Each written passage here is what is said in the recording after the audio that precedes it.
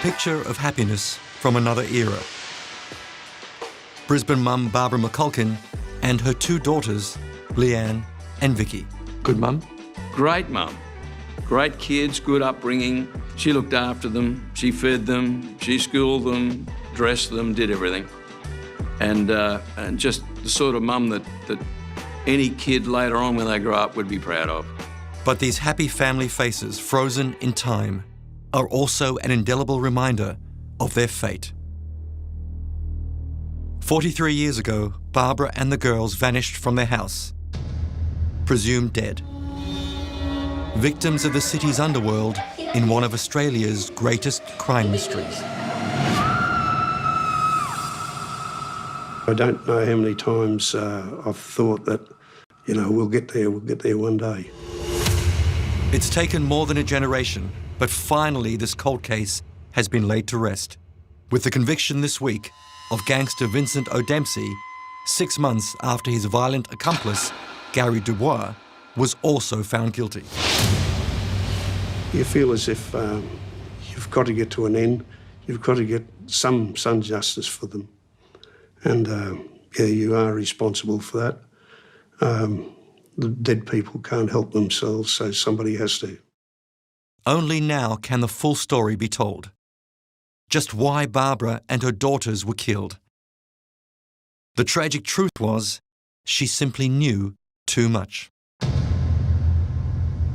It was Barbara's marriage to small-time crook Billy McCulkin that cost the young mother and her two daughters their lives. As we'll see tonight, Billy was involved in the catastrophic firebombing of the Whiskey A Go Go nightclub, which killed 15 people. His associates feared his wife would spill the beans, and for them, there was only one course of action.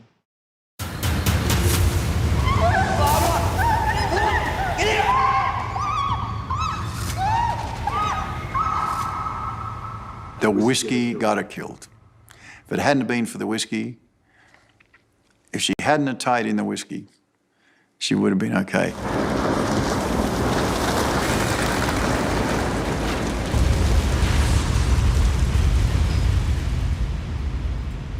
The early 70s, Fortitude Valley in Brisbane.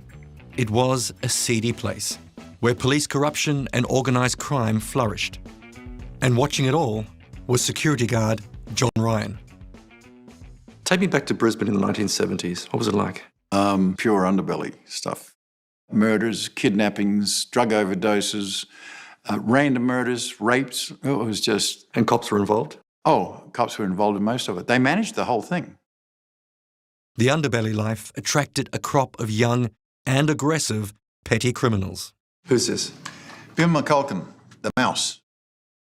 Among them was Billy the Mouse McCulkin, a nickname he reportedly earned because of a tattoo on his genitals. Billy was a debt collector, basically. Protection money from the bookies, massage parlours, stuff like that. In June 1960, Billy married Barbara. They had two daughters, Leanne and Vicki. Billy's criminal life didn't deliver a regular pay packet, so Barbara made ends meet working at a milk bar. She worked at like a sandwich bar in the city, and she was always trying to get a better job. She just lived for the kids and did a great job at that. She did a great job as a mum. Peter Campbell was a friend of Barbara. His stepdaughter often had sleepovers at the McCulkin house with Leanne and Vicki, who went to the same school. Those kids were always spotless, and she didn't get any help from anybody. Not Billy? No. Billy was never home. He did other things that...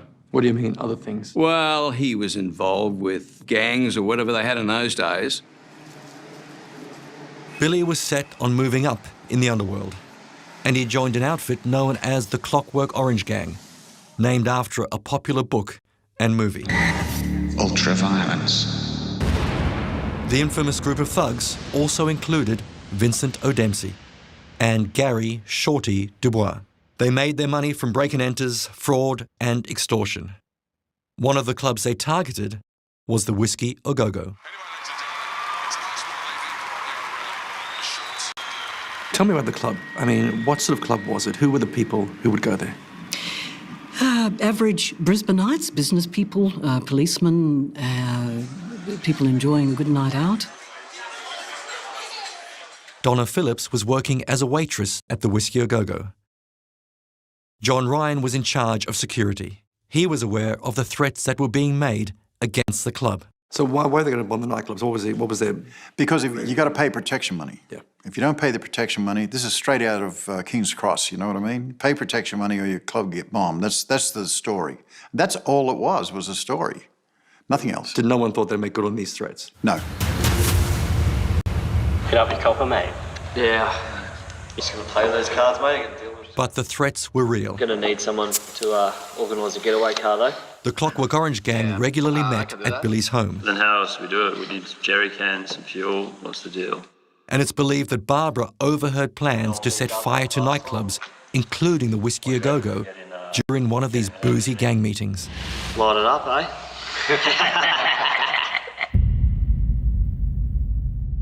The attack came in the early hours of March 8, 1973. 2 drums of petrol were set on fire at the entrance of the club.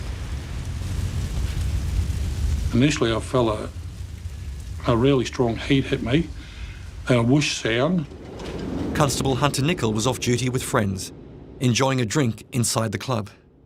I turned around and saw the smoke and fire just billow through the place, and we were overcome straight away within seconds. The flames burst through the front door, lit the curtains that faced the front of the building. I was bending down trying to get below the smoke. It was so thick. I had trouble breathing even with a wet cloth over my face. I really and totally believed I was going to die.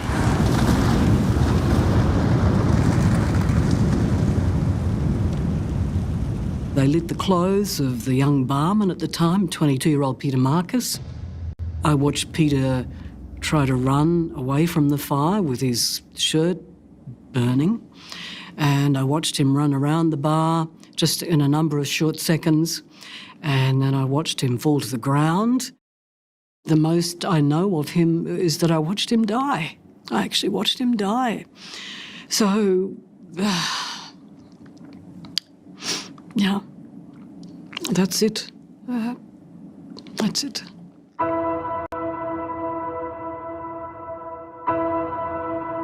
Donna was frozen in shock, but was helped to safety out of a sliding door. It took 2 men to run past me straight to the sliding door, and one of the men turned to me and said, "Are you coming?" And it shook me to step forward. Hunter managed to get through a broken window and climbed onto the roof to escape. They were starting to get the bodies out when they got the fire under control, and they had them laid out.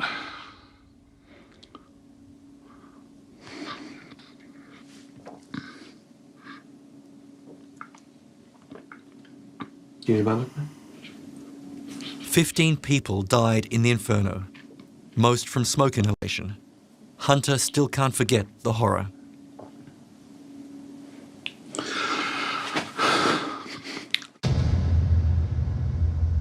Within hours, the police had 2 prime suspects, John Stewart and James Finch. They were swiftly charged and eventually convicted of the bombing and locked up here in Bogger Road Prison, even though many thought they'd been framed. An inquest, which could have widened the investigation, was stopped after they were charged, even though it seemed likely that others were involved. And Barbara McCulkin, who by now had split with Billy, knew who they were. Barb was pretty angry. And she was always talking at the Warfies Club. She even told her neighbours and a couple of other people that I knew, you know, I'm going to bring them all undone. I'm going to bring Billy down. I'm going to bring all of them, the whole lot.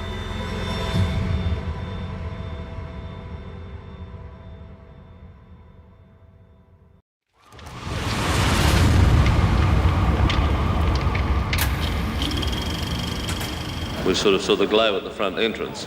We went to the door and there was just a complete wall of smoke and flame. And it was only in a matter of minutes and the whole room was engulfed. 15 people perished in the fire that ripped through Brisbane's Whiskey A Go-Go nightclub. two petty criminals, James Finch and John Stewart, were convicted over the attack. But there were serious questions about whether they were framed. One woman, Barbara McCulkin, knew the truth. She could actually absolve Stewart and Finch. That's going to look pretty bad for a lot of people. There's a whole lot of people who want her gone. Oh, look, I tell you, it's just incredible. Plus, 15 people are dead and 2 guys have been verbaled and set up for it. And, you know, the real guys would have... She had all that. She had all that. And she was prepared to tell. Oh, hell yeah. So her plan was to disappear with your help. Yes. And then spill the beans on everything. And then we were going to put everything down on camera and recording and everything. But Barbara put the getaway plan on hold, so her daughters, Leanne and Vicki, could go to a birthday party.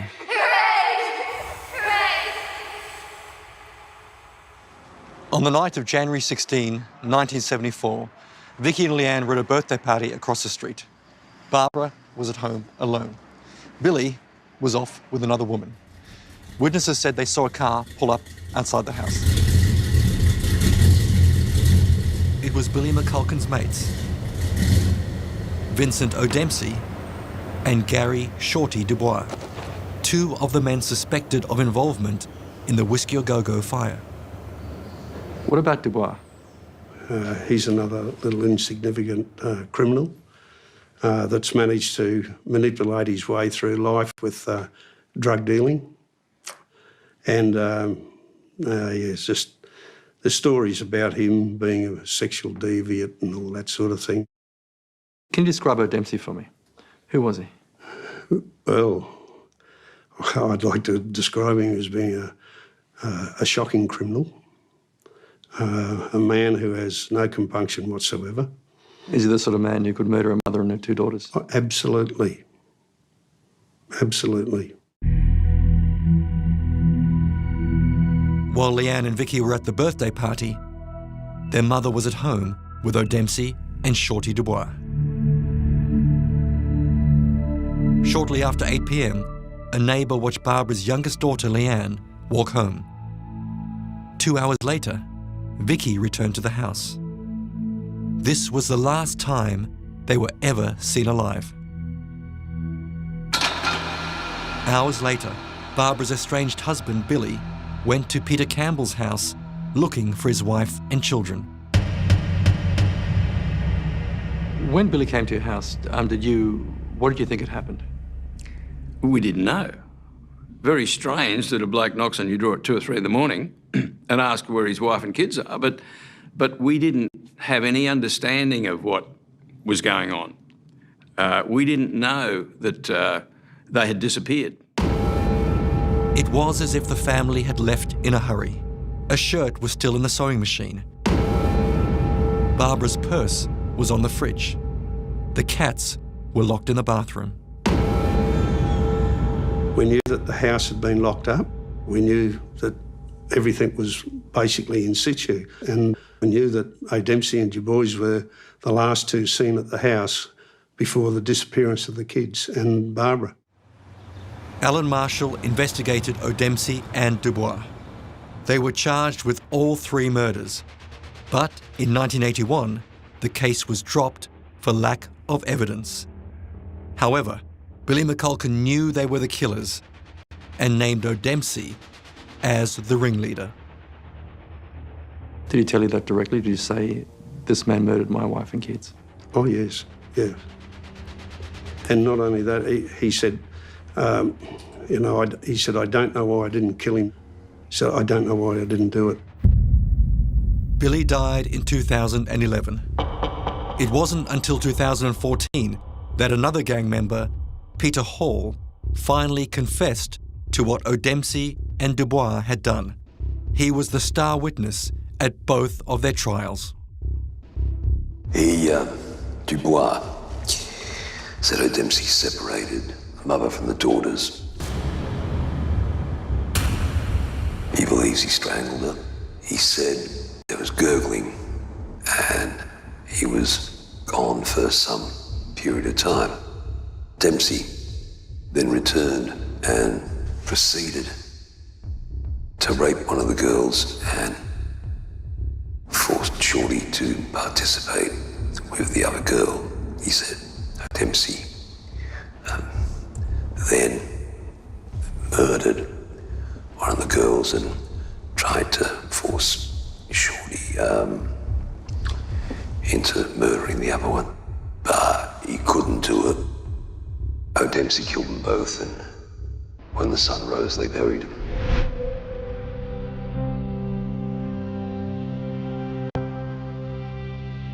I carry those 2 kids. Can we stop? Damn.